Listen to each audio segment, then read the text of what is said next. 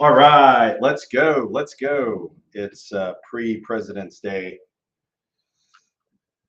and I've got a lot. I've got a lot for everybody today. We're going to be talking about inventory. We're going to be talking about what's going on in the villages market. It's really, I find it really unusual. And we're going to talk about some unusualness, not only here but also in some other areas around the country. We're going to be looking at this particular chart here. We're going to be looking at some other things as well.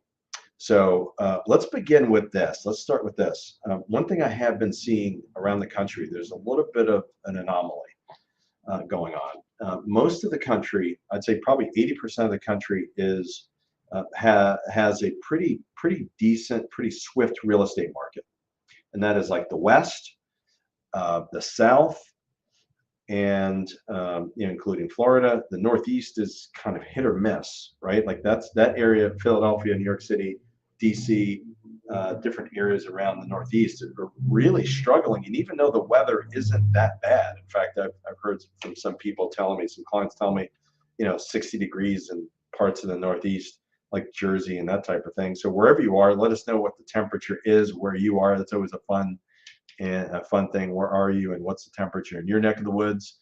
But let's start with. I've got a lot to show you today. This might be an extra long one. You're going to want to hang tight. I've got really interesting things today. Let's go ahead and look at. We're going to look at this. This is something. This is something that I'm noticing, and I think part of it is clickbait. Part of it is, I think, a real feeling around for different people. Like here's the one headline, right? Does better than expected home builders sentiment mean the real estate market could be turning? All right, that's one of the few positive things that we're seeing, and I would say I would probably agree with this. Be interested to see what you think. Like, what's your opinion on? Do you feel like because the home builders around the country, and including here in the villages, we've got one of the biggest home builders sitting right here. What do you think about that? Now, here's another one. Another one I'm noticing is the real estate market is in the freezer, but billionaire Grant Cardone says investors will save the day. So he's thinking investors are going to come in and swoop in and buy, the lower end properties and invest. Right, that's the thing. Let's see this one. Let's see, that doesn't apply to us, but still, let's talk about the pandemic and how it's impacted us. And then here's one on Montana. Like I always look at some of this stuff is like reaching critical crisis. Real estate experts forecast grim housing future in Montana. So grim, is it in the freezer? These thoughts, are these, just clickbait, or, is it real stuff? And I think there's some of this is clickbait, but some of this is like real life, fear. Like here's another one, that was brought in by Zillow and Redfin, online folks that traditionally been involved in online sales. Here's this is actually in Seattle. Seattle's real estate tech companies feeling the effects of the cooling real estate market and their bottom lines. Right, they've got some serious losses now. Part of that is that their costs were way higher than they should have been. Right, that's certainly a thing, and they didn't account for the shifting in the marketplace, which is what we've seen over the last we've seen that over the last 12 months, right? When you're looking at all this stuff, that's exactly what happened. Interest rates going up, tech companies, people that really they spent a lot of money on overhead, and all of a sudden sales went down, which was completely predictable because the number of sales that were happening in 2021 and 2020, early part of 2022, there's no way to duplicate it, right? Record number of sales. And you can watch some of our past videos, even in the villages, you can tell like, it was always like this, 2019, and then all of a sudden, interest rates do this, and then sales do this. Everybody went nuts. And then, Marchish of last year, 2022, interest rates go up, and then the opposite effect, sales do this, and then obviously inventory went up in the process. So we've got a conflicting marketplace. And what I mean by that is that, okay, we saw interest rates go over 7%. And what we've noticed is when interest rates go over 7%, the buyers in most markets get really, really sensitive to whether they're going to buy or not. And when they get really, really sensitive, what tends to happen is they don't buy, they wait. The affordability factor is an issue. And that impacts us and our sellers and our buyers in the villages indirectly, because they're trying to sell their place and then buy something here, or you're selling here and trying to buy up there, whichever, right? There's a lot of that dynamic going on. So interest rates do impact us tremendously, and the overall feeling and the confidence, consumer confidence in real estate has been hampered and shaken a bit over the last 12 months. I think purposely so, because of inflation and those types of things. We've talked about that in past videos. But my point here is that we're seeing less sales, and we're going to look at that in a minute. We're seeing rising inventory, but the interest rates have stayed flat. So it's kind of we're seeing a lot of similar things happening only in the villages. Maybe we're seeing that in the Northeast.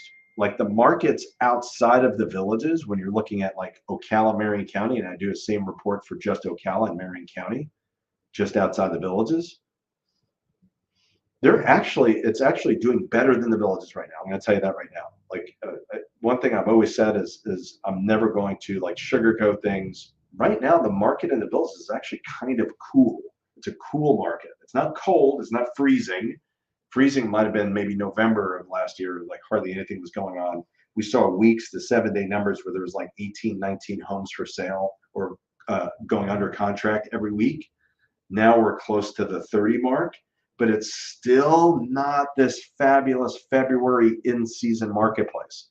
It's an okay marketplace, and we're going to see how okay it actually is.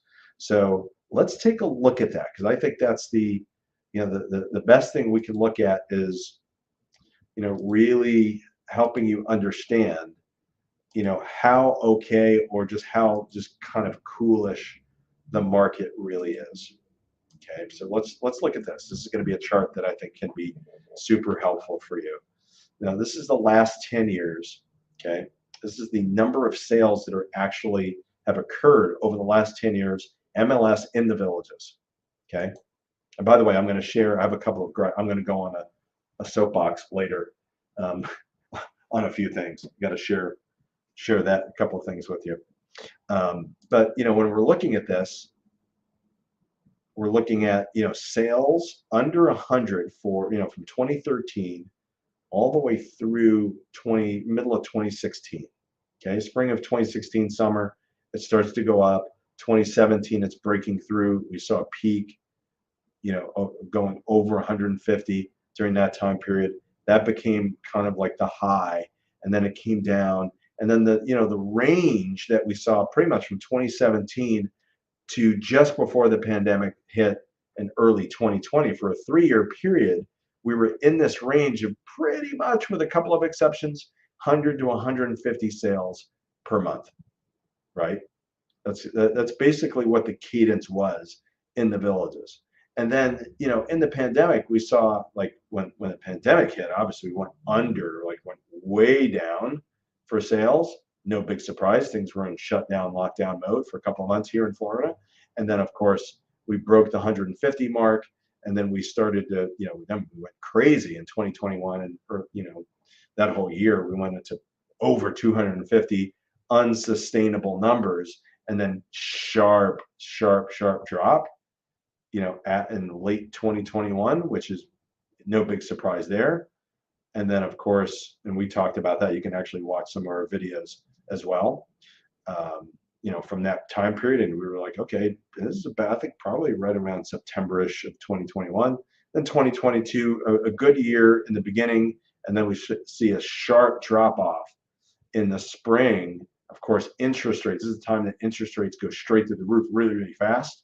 So we went really, really fast back to a very normal-ish 2013 to 2016, 17 market. That's kind of what we're seeing right now. And we're in the middle of February. right? So we're also looking at, when we start thinking about the 7-day numbers, right? The 7-day numbers are very, just kind of very, very average, nothing crazy at all. In fact, we haven't seen these numbers in about 5 years. We're seeing 5-year lows right now, 32 under contract, 32 properties go under contract the last 7 days, 31 closed, 43 new listings, which means that we're seeing an increase in inventory still, meaning I don't think we've seen a bottom yet.